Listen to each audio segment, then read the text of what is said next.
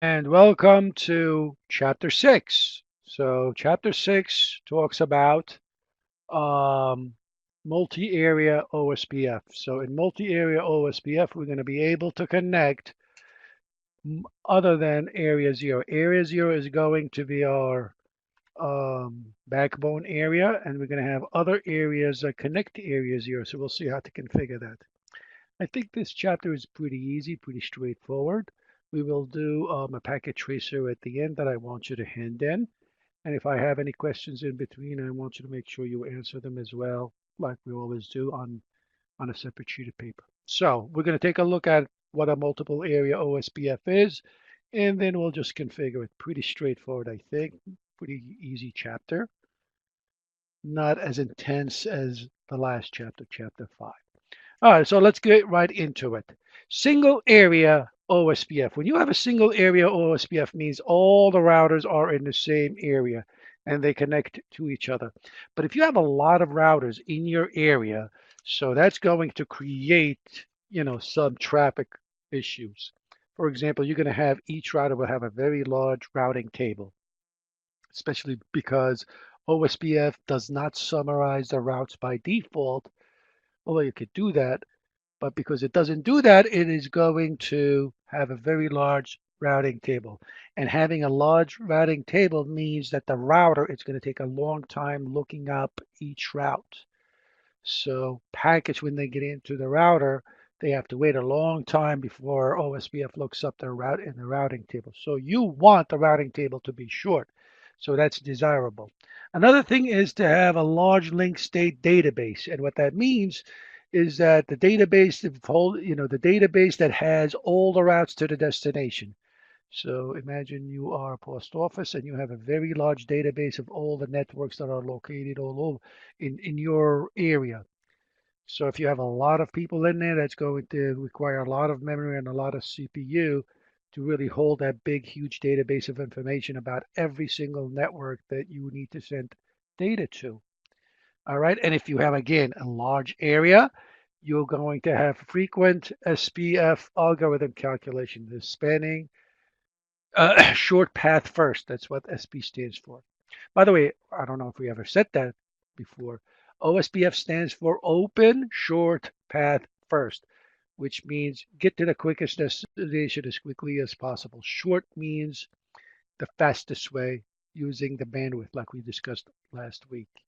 So more and more calculation will be because, they're most likely a link will go down, link will go up, an additional link router comes in, that will immediately create an SPF algorithm calculation. And when the calculation means you try to calculate and you route for a destination, that's going to take time, and therefore routers are not routing packets when it's doing those algorithm calculations. Now, so you want to have, if you have a smaller area, then you have smaller routing tables, smaller LSDB, and less frequent of SPF algorithm calculations. To do that, what you want to do is you want to split the areas into multiple areas. So you'll have the area 0, which will be right in the middle, and all the other areas connect to it. Like this will be the backbone area. That's why we always use area 0 first.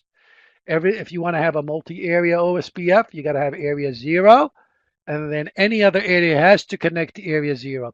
So area 51 can speak with area 1, but they have to go through area 0, like the headquarters, right? That's the backbone. So you got to have that first done. Area 51 cannot communicate with area 1 without having area 0 in there. So you got to have that. So the backbone area is the area whose primary function is for fast and efficient movement of IP packets. You can have it populated with other routers in there. It can have its own, like we've been doing on the last chapter and even last semester. So they can do their own thing in there. But it has to be quick because it connects other areas with it. The regular areas, the non-backbones like area 1 or area 51, those are usually you have users in there. So the backbone area is like like a backbone cable that connects between two networks, right? Think of it that way. And the other areas, the other networks are where you have populate the users. So typically what's done in a corporate environment, you'll create an area 0 and you don't populate it with anything. And that area 0 will just have routers and interconnection that connects you to all other areas. You understand? And so this way for faster connection and you'll have redundancy and you can, that's why OSPF is scalable and it's widely deployed, not only because it's an open source system and it can run on any routers um, other than Cisco routers, but it's also scalable, which is very important, and it converges fast. So if there's any problems, they can reroute you very quickly and have your routing table updated very fast. So the regular non-backbone areas are the ones that connect to area 0. All right. So area 1 and area 51 are your non or regular areas. Area 0 is the backbone. These routers that are inside the area are called internal routers, right? Obviously, and they only pass updates inside their areas. So area 0 they also can have their own internal routers. All right. Backbone routers like this one right here. This one is that connects area 51 to area 0, and this one connects area 0 to area 1. So these are called the backbone routers. They sit on the edge of each area and into area 0, right? So these called are the backbone routers. The ABRs, the area border gateway routers, again. So these are the backbone raiders. These are the ABRs as well. So this is the area border gateway routers. They sit on the edge of the routers as well, right? So this is also the border routers and the area border routers. So as we said earlier,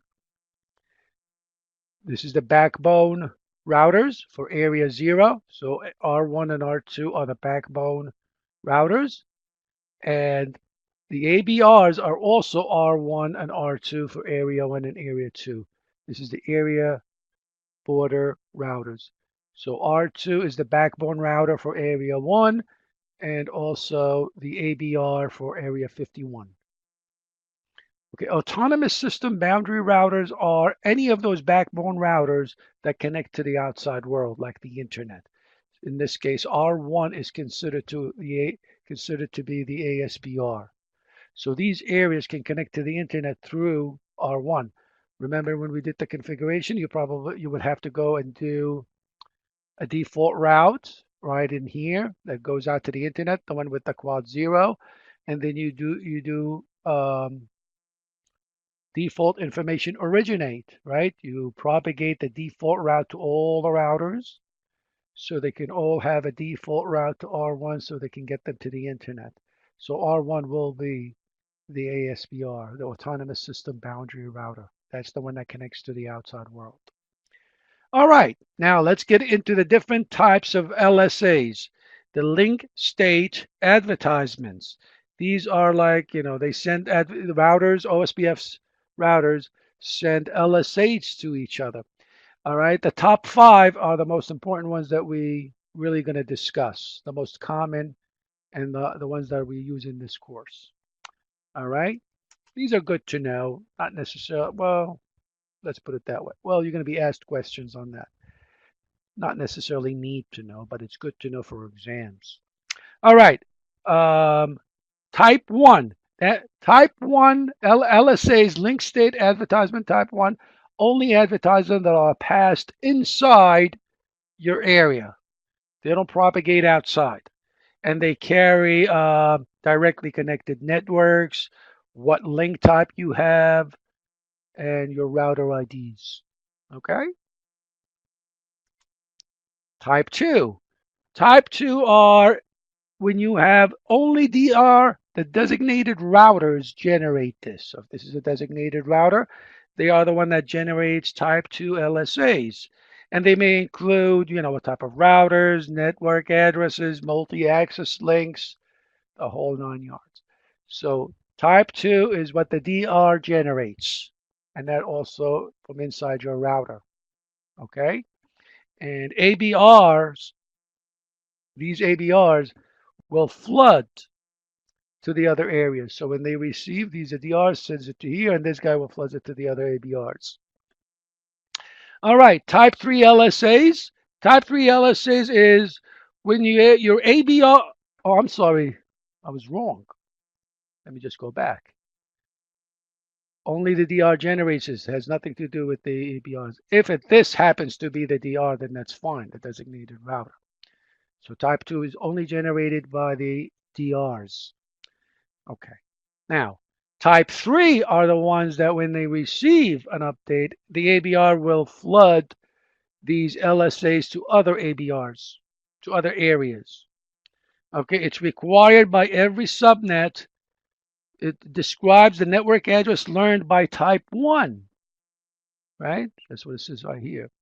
So it's required by every subnet. It floods type 3 LSAs to other areas and are generated by other ABRs. All right. By default, all the routes are not summarized. So we'll talk about summarization later on. We'll do an example when we do the configuration of what summarization is. And oh, by the way, remember that OSPF does not summarize the routes when they send advertisement, but RIP2 and EIGRP do. All right, LSA types 4. Type 4 is the one that are generated by the ABRs, but they advertise an ASPR to other areas and provide a route to the SPR. So if everybody want to know where the SPR is so they can reach the internet, that's what type 4 is for. Okay? And finally, LSA type 5. This is the ASPR, the ones that connects to the internet. That's generated by the ASPR, and it regenerates when it sends it out, they are regenerated by the ABRs and passed on from one ABR to the other ABR. They advertise the external network addresses, from outside, and that's what these type 5 is. All right, it's good to know these different types when you are taking the test. But in terms of configuration, we really don't get into any of that. More of a theory, and that happens in the background between routers.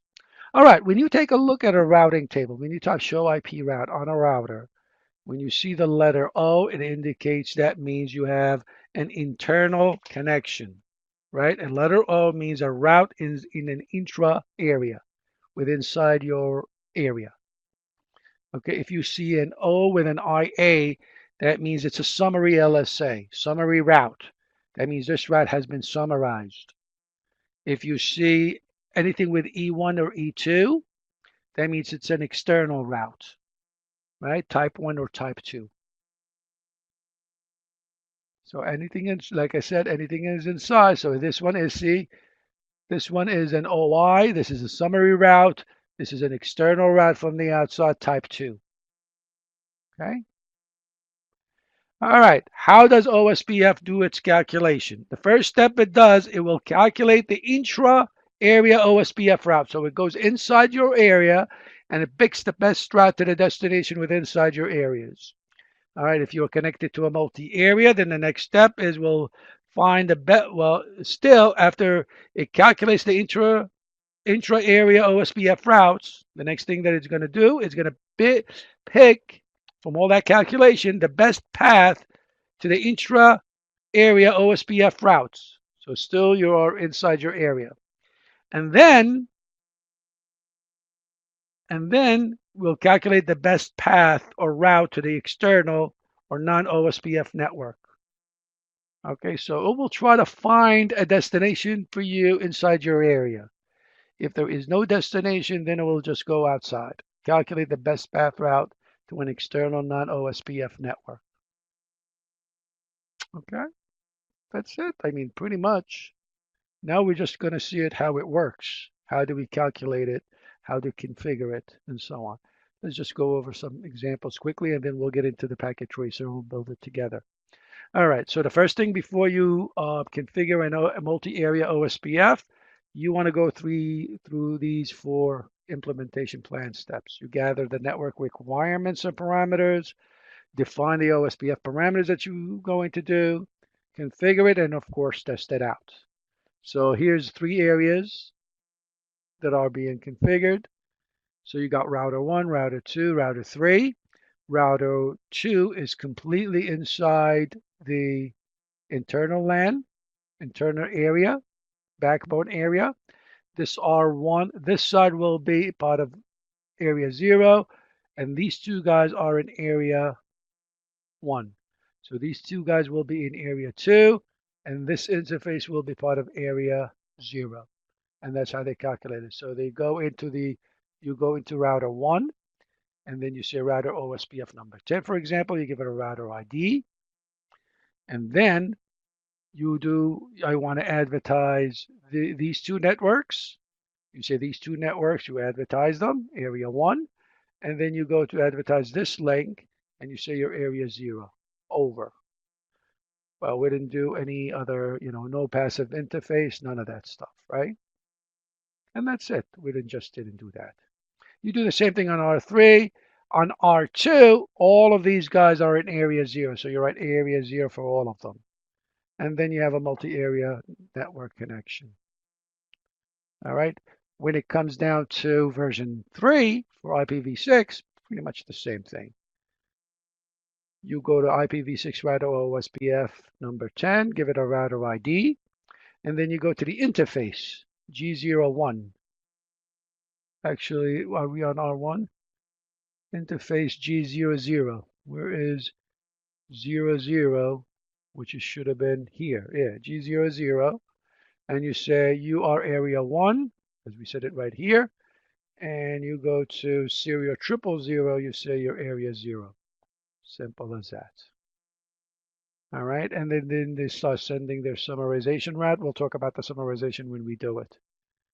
All right, and we'll see how the summarization work when we calculate it ourselves.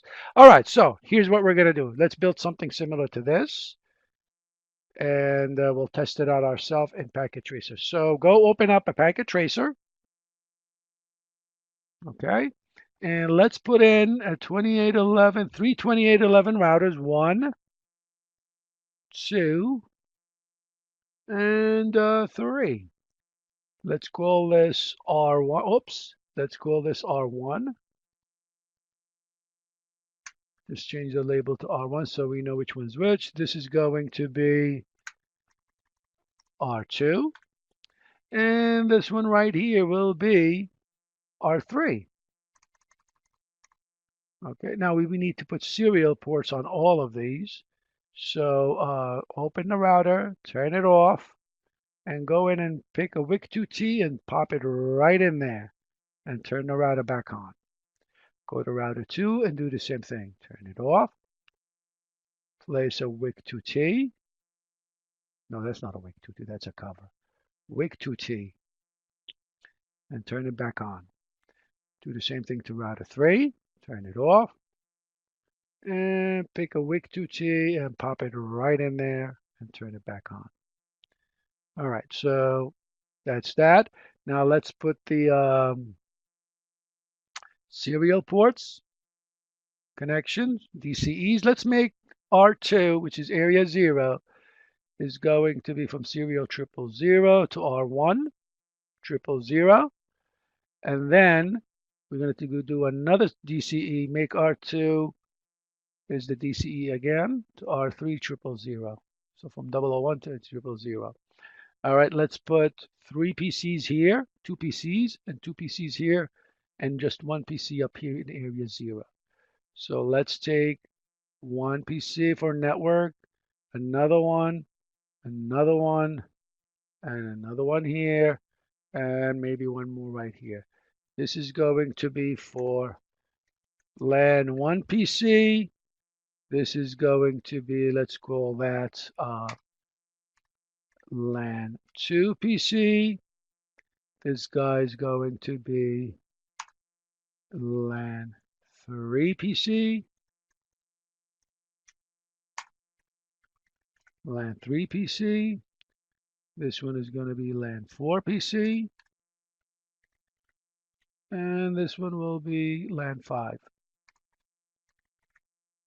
Okay, so we have 5 LANs. Let's connect them. This is going to connect to Fast Ethernet 00. This one, LAN 2, will connect to Fast Ethernet 01. This one connects to Fast Ethernet 00. This one connects to Fast Ethernet 00. And this one, oh, that's all wrong. You know what? I keep forgetting that. We need crossover cables because I don't have any switches in between, right? So crossover cable on any of them so we don't have to run into any problems. Fast Ethernet 00, Fast Ethernet 001, Fast Ethernet 00, and Fast Ethernet 001. And this one is going to be to Fast Ethernet 00. All right, so let's just do our network without any subnetting. I want this network to be 192.168.10.0/24. I want this network to be 192.168.11.0/24. This one up here is going to be 192.168.12.0/24. This one right here is going to be 192.168.13.0/24. And this network is going to be 192.168.14.0/24. Okay, let's make the links 172.16.100.0/30. And let's make the other side 192.16.100.4/30. Okay, so I'll make this .1, .2, this will be .5, this will be .6. All right, let's configure the PCs now.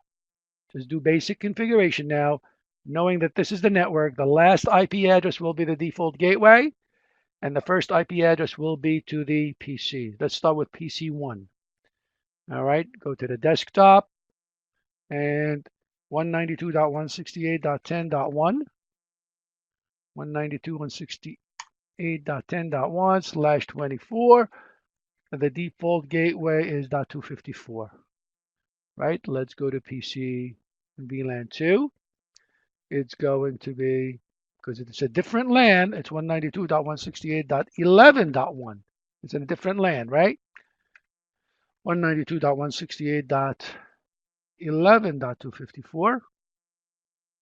Okay, let's go to the PC on the top. Put that in there. And it's 192.168.12, right? 12.1. And 192.168.12.254. Okay. Let's go right in here.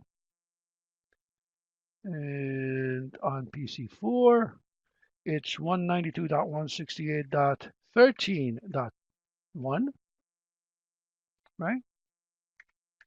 And it's 192.168.13.254.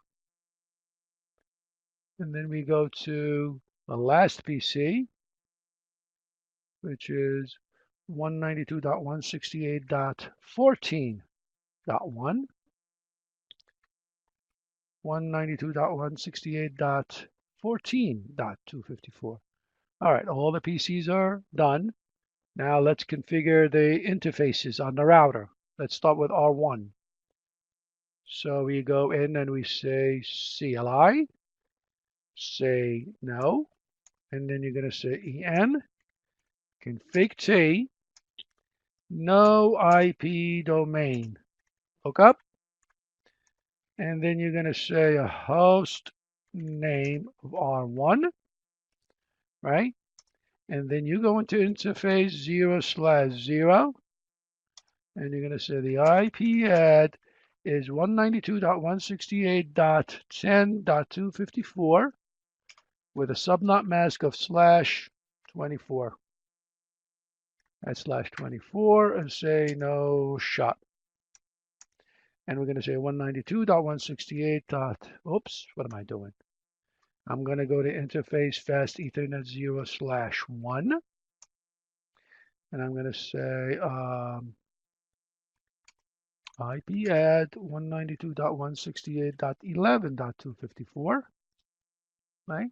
Space 255, 255, 255.0, and then I say no shot.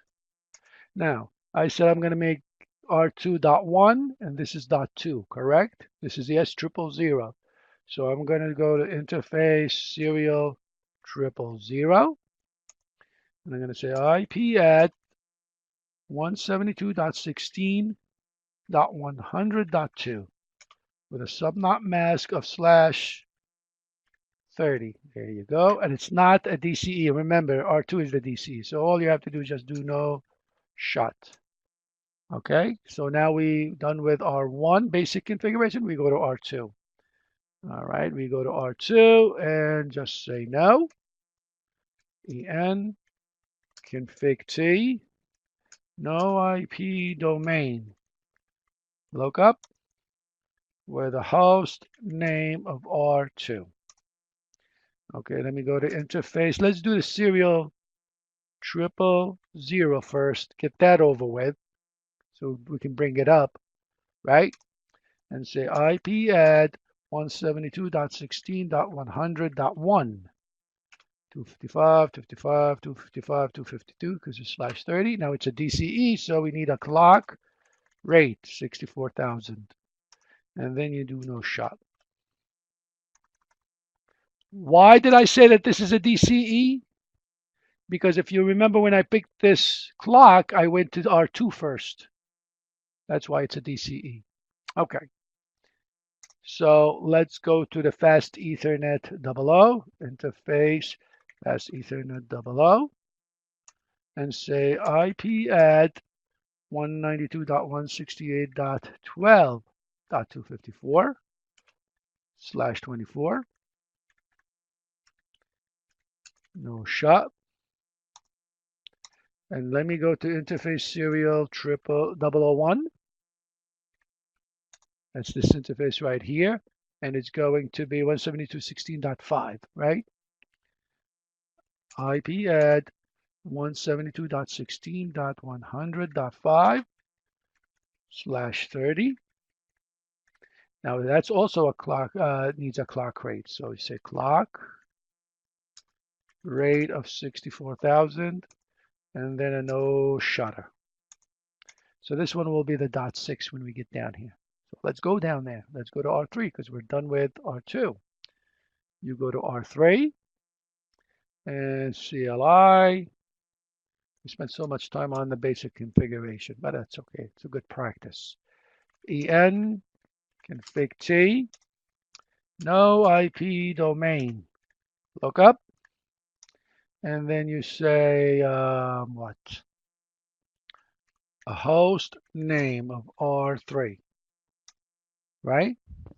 Okay, and let's go to interface serial 000. Get that over with because that's the .6 now. IP add 172.16.100.6 555 252, right? And then you say no shot because the other one is the clock. All right, let's go to FA interface FA 00.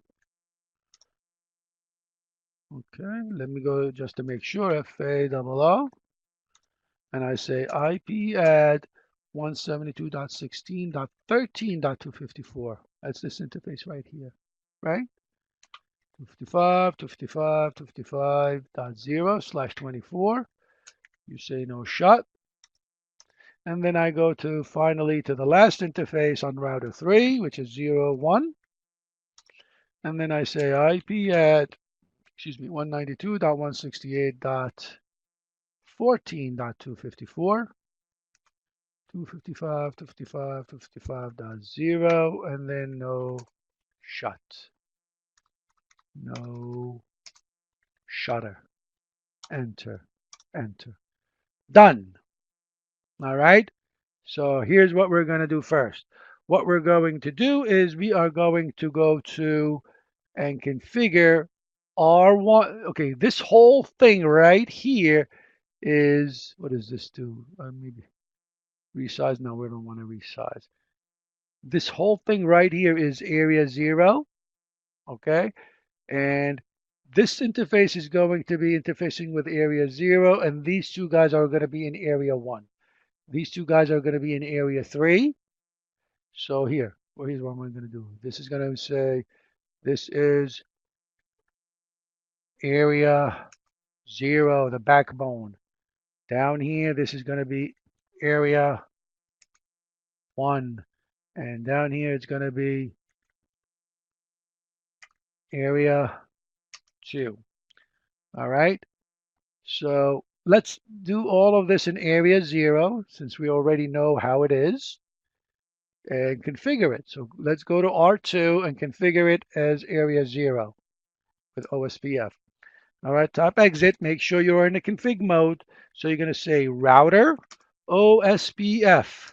And let's choose number, I don't know, let's choose number 10, just the same one that we had in the slides. All right, let's give it a router ID. Router-ID, because it's router 2, let's just make it 2.2.2.2, right? And then we're going to say, all right, a network. Remember, let's just use the trick by typing the IP address of the interface with quad zeros. So the fast Ethernet interface is 192.168.12.254 with quad zeros, space, and that's in area 0. Correct? Excellent. This interface also, network 172.16.100.1 with quad zeros, area 0. This one right here, pretty much the same thing. Network 172.16.100.5 quad zeros, area 0. That's it. Forget about no summary, none of that stuff. Just end it. Or the passive interface on the fast Ethernet 00. Okay, so we're back to 0. Now let's configure R1. Remember, this interface on R1 is going to be in area 0, and these two interfaces are going to be in area 1. So if I go to R1 and do exit, and I'm going to say router OSPF, same one, 10. I'm going to give you a router ID of 1.1.1.1, and then I say network. Let's configure this one because it's in area 0 first, and it's 172.16.100. That was 1.2.0.0.0.0 area 0, right? And network 192.168.10. Oh, okay, messed up. Okay, we did that. Let me just rewrite it. Network 172.16.100. What the hell am I doing? Not 172. I went 192.168.10.254 with the quad zeros. This is area 1. That's a major difference, right? And then the other one is, instead of .10, it'll be .11 in area 1. And then you say end. Done. So now I have area 1, and this side is on area 0. Let's do router 3. This is going to be in area 0, correct?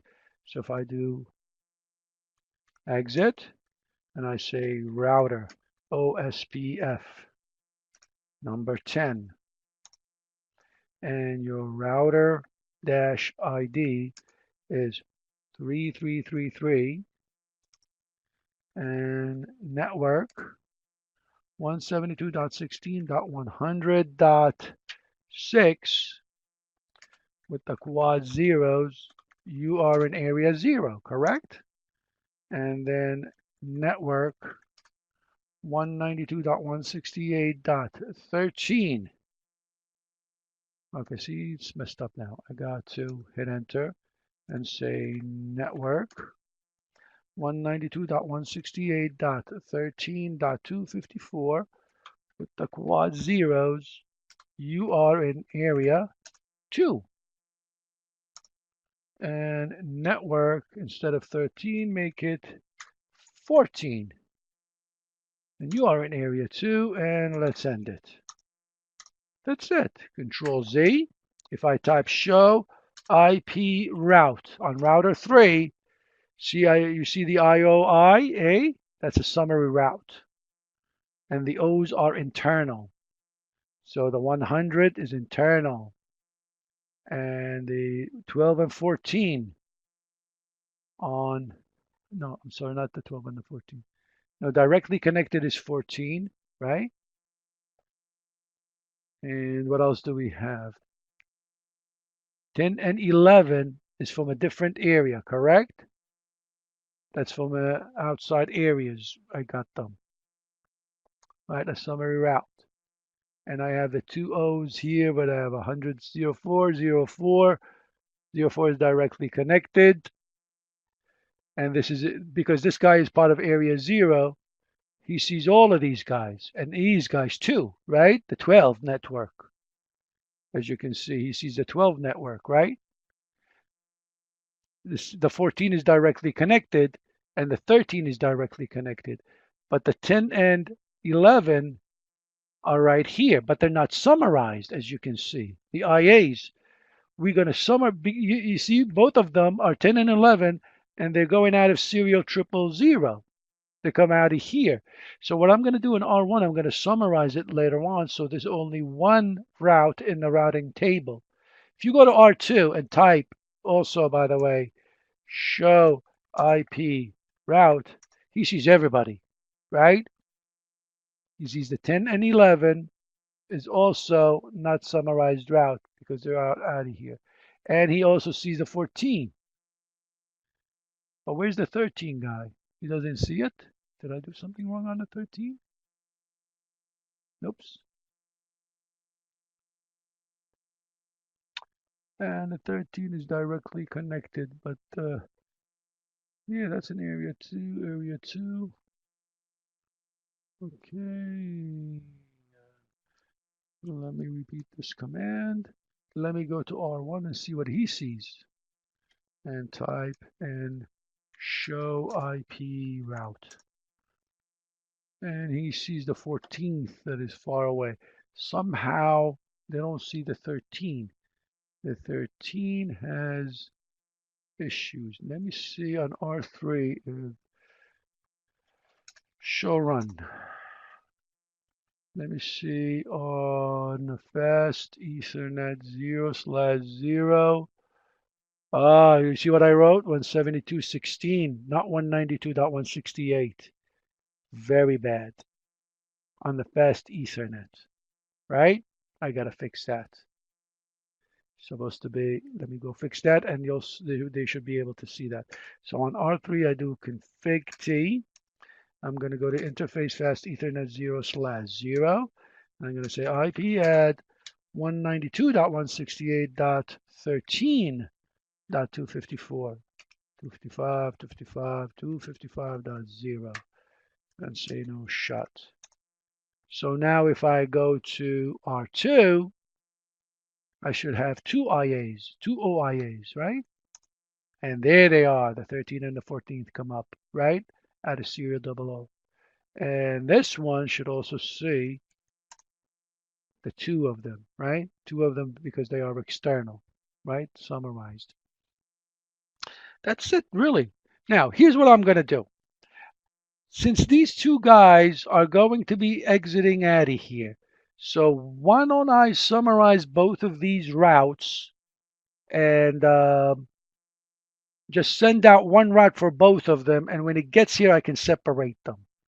You know what I mean? So I want to tell everybody, listen, I got 192 and 68 and whatever the summary between them, one network. So this way they can have a smaller routing table on these. So here's what it is. So I'm just going to minimize this.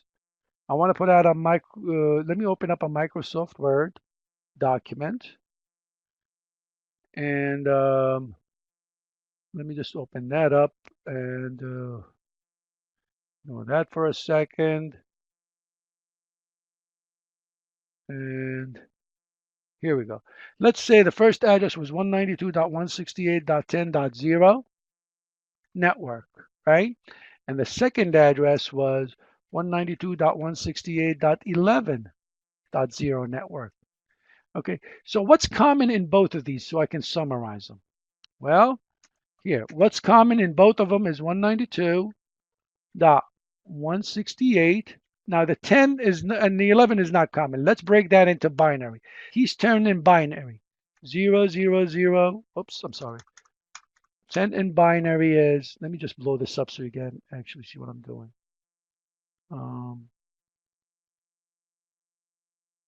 0, 0, 0, 0, and a 10 is 1, 0, 1, 0, dot 0, 0, 0, 0, right? 4 zeros and another 4, oops, and another 4 zeros, right? Let me just separate these a little bit. Let's break this down. Equal to 192.168. The 11 is 0, 0, 0, 0, 1, 0, 1, 1, dot 0, 0, 0, 0, 0, 0, 0, 0. So what's common? I got the summary route is going to be, is what's common in both of them. 192 is both the same, 168 the same. All right, then we go right here. The first the first 4 zeros are the same, and then the next 1, 2, 3 bits are the same, right? 101. Now, the fourth bit right here is not the same.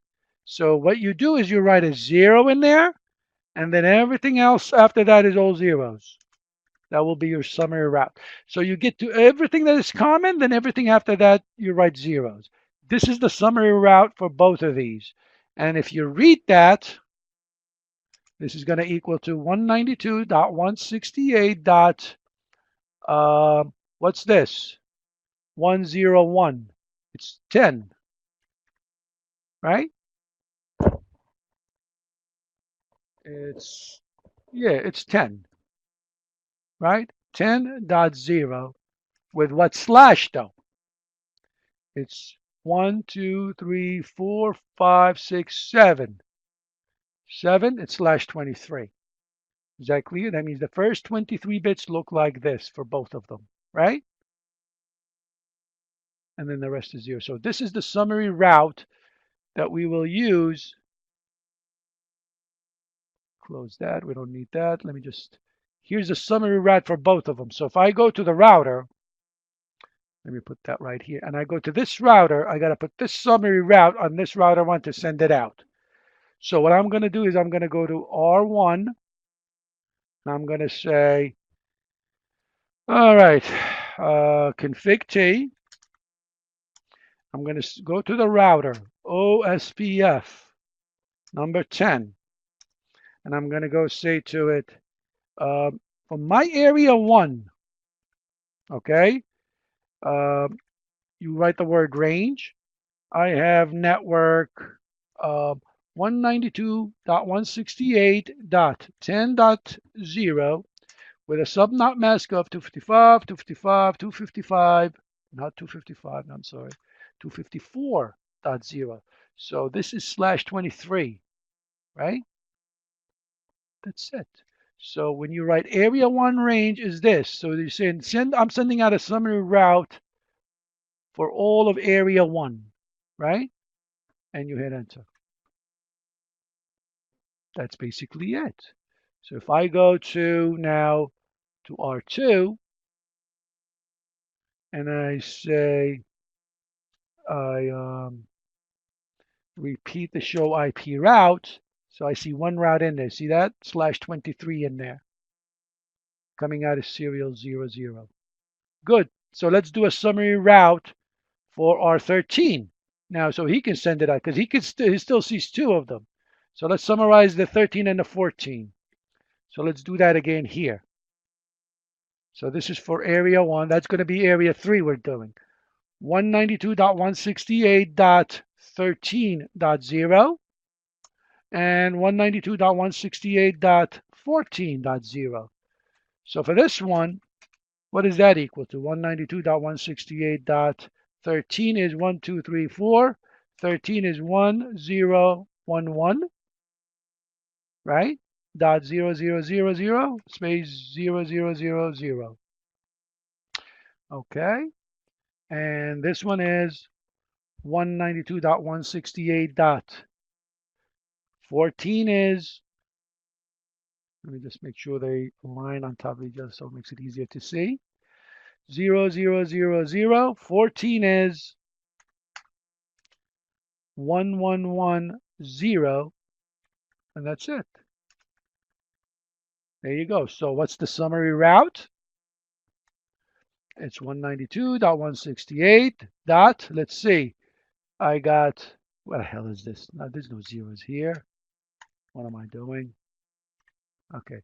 So I have 4 zeros and 1, 1. So this would be 0, 0, 0, 0, space. I have a 1. And then after that, things change, right? After these two ones. So you put 3 zeros now, and then the rest are zeros also.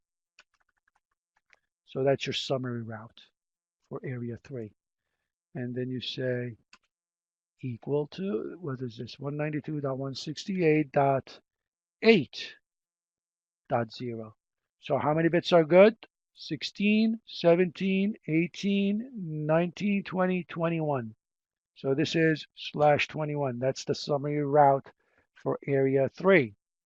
So let's go to area 3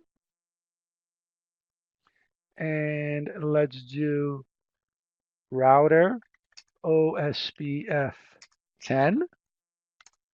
And then you're going to say area 3, right? The range is 192.168.8.0 with a subnot mask of 255, 255, 248.0. Is that 248? No, I don't like 248. 248.0, right? That's a /21. Okay, enter. Bingo, that's it. So now R2 should have only one route from the outside for each side. Oops. Oh, wait a second. We didn't do one thing. What did I do? I did not. Yeah, I did. Area 3 is equal to 192.168.8.0 for range. And unless I'm doing 192.168.13. Yeah. Did I misspell something? 248.0. Yeah, that's right. Okay. So let me see. Why isn't it picking up, still picking up the 13 and 14? Let's see if area R1. Let me do exit. Show IP route. Yeah, he still sees 13. 13 did not summarize for some strange reason. Let's see if we did our summary incorrect. This is 13 and 14, right? This is 13. That's not 13. What the hell am I doing? Oh my God. I'm wrong, guys. 13 is 1100. That's 001. That's 13. All right, so this is wrong. So it's 1 here, right? That would be common. And that would be /22. That's the summary route, right? There you go. Now let's fix R3. See, you make mistakes. First of all, let's go back here and say no, take it out because we made a mistake. And then I'm going to say repeat the command. And instead of 8, put a 12. And a subnot mask of /22 is 252. Aha, now that should do it. Let's go to R2. And now I should get one entry in that routing table up here. No! Uh-oh, still no good.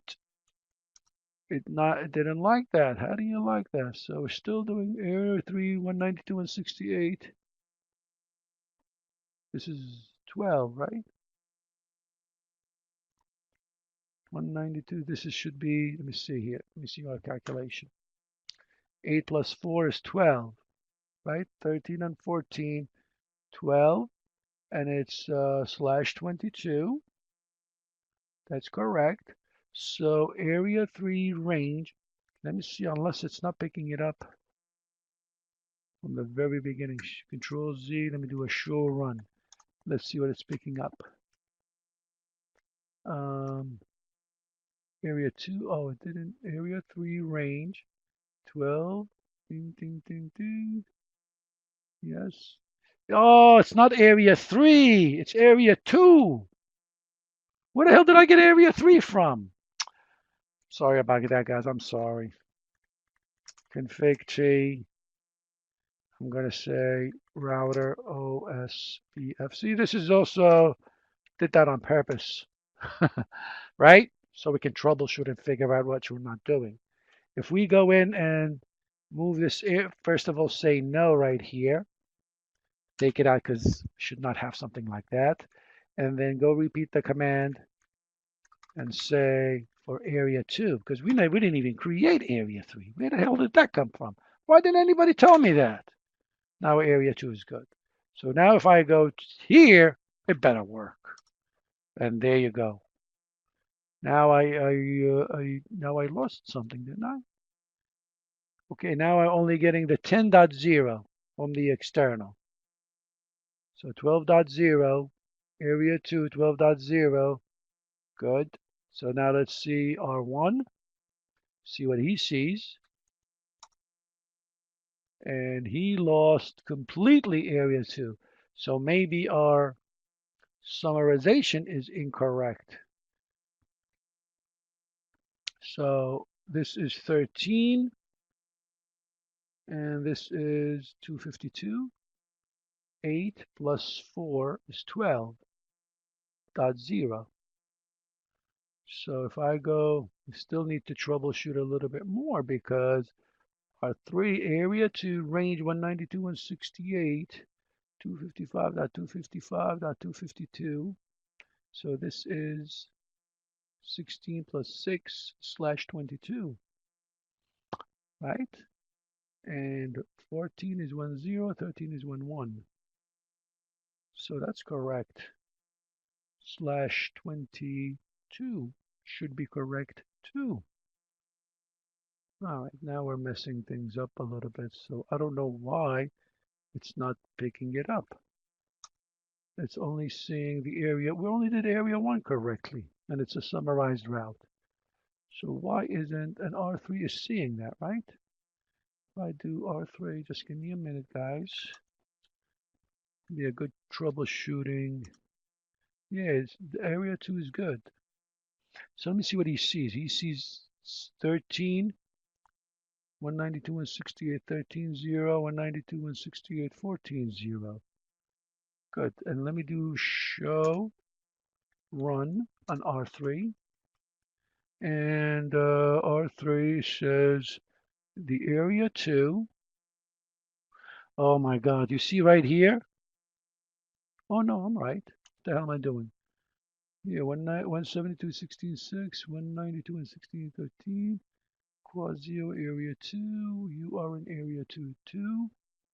And therefore, 13 is, and 14. Yeah, I don't know why it didn't pick it up. This is area 2 range, 192 and 68, with a slash 22 is summarized route, right? Because this is slash 23. This one has 2 bits in here that are not the same. All right, I'm not sure why it's not picking it up. So it's supposed to, now it lost all the OSPF. Unless I screwed up on, no, I didn't screw up. It's rather OSPF range 3, area 2, range 12.0. It lost it. I'm not sure why. But it still sees, it lost completely the OSPF. I don't know if it's a packet tracer or not. I lost the 13 and 14 completely.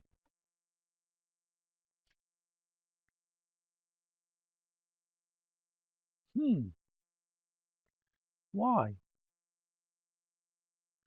Well, so 13 and 14 would do it.